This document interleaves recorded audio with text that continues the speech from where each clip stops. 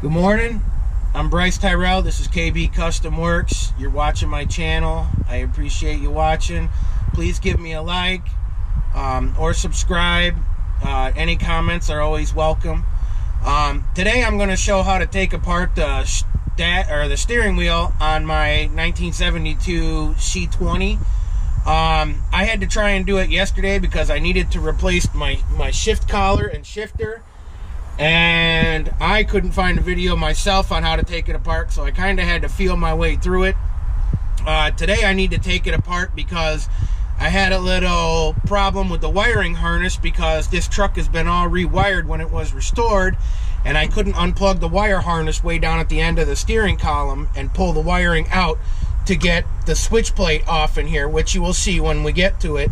So I had to scab some wires on and cut the harness to get the switch plate off. So today I need to take it back apart to tuck the new wires up inside the column that I have. I actually have the wires electrical taped for the night right now to the steering column, but I'm going to fix it this morning. So obviously on this one, it has an aftermarket steering wheel, which not all of them will have. Oh, I'm sorry. First off, I always unplug my horn up under the hood.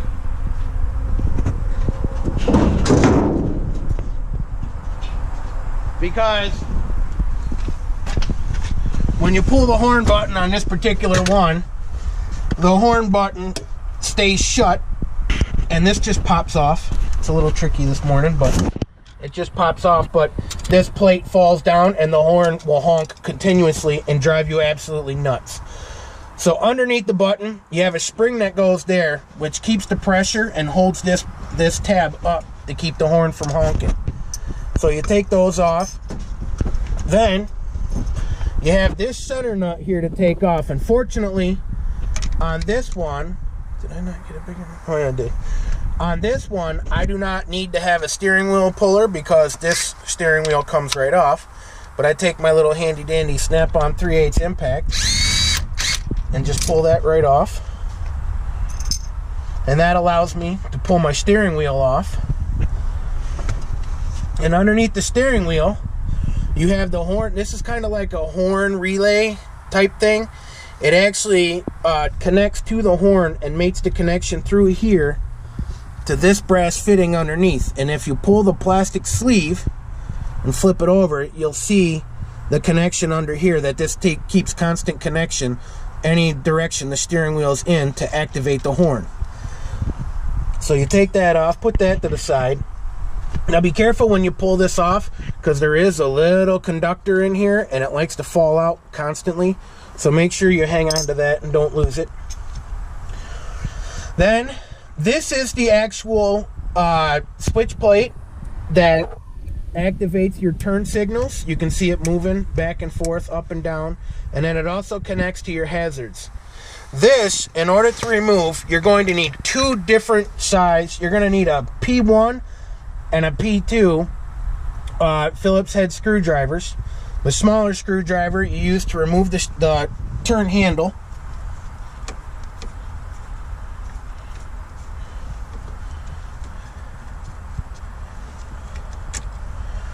And that just slides out with the screw. Very easy. This is all pretty basic stuff back in '72. They didn't get too high tech. Now, this top screw you cannot get at if the switch is in the centered position. So you have to turn it a little bit as if you are making a right turn to expose that screw, the top screw, to get it out. And this is your bigger Phillips head screw.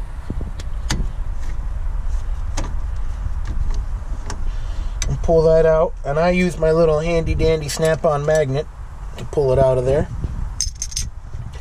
And then from here you can get all the other screws. You do not have to adjust the turn switch at all. I don't think I've had enough coffee this morning.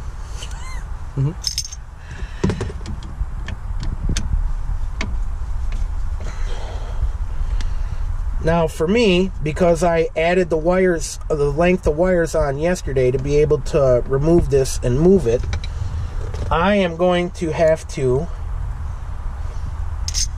cut my electrical tape. This damn thing keeps falling down. I'm going to have to cut the electrical tape on the column here. Oh, actually, I got it started. I'm not even going to cut it. I'll just unwrap it.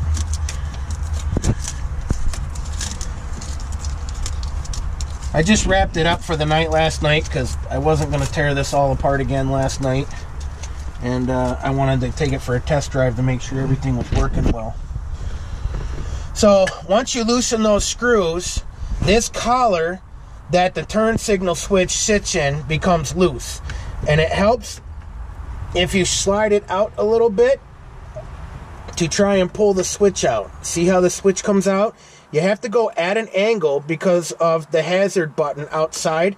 And also, this plate on the back for the hazard switch fits against this flat part of the keeper inside here that keeps everything lined up with your steering column. Now, once you get the switch out, the keeper slides right out with the bearing in there. And then, if you need to go farther, there's a plastic washer that comes out that helps keep the shift collar centered.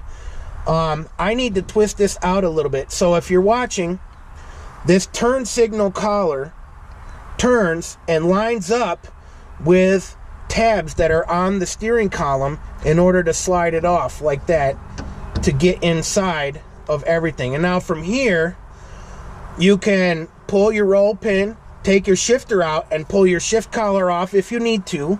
Or, like I do, I'm going to slide it forward a little bit and start pulling these wires through so that when I'm all done, these wires are hidden inside my column and not hanging out back there doing nothing. And I was nervous about shoving these all in last night because of the way I made them connected. I didn't want them to come off. And they're going to jam up a little bit on me here, of course. Too much.